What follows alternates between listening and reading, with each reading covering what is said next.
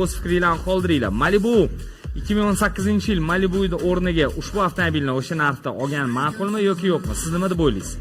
18-19 mingga 2019-2020-yil Malibu'lar beradi. Bu esa 2023-yil Bestune zamonaviy 40 mingini yurgan. O'z fikringizni yozib qoldiring. Nima deb o'ylaysiz? Siz qaysi birini tanlagan bo'lar edingiz? Malibu'mi yoki ushbu Bestune'mi? Xo'sh, biz davom etamiz. Bir narsani eslatib o'tishim kerak.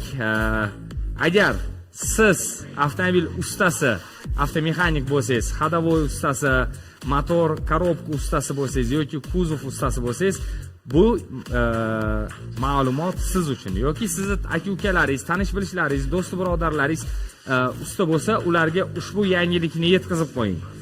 Bozor respublika bo'ylab bozor usta chemp, ustalar o'rtasida chempionat e'lon qilindi.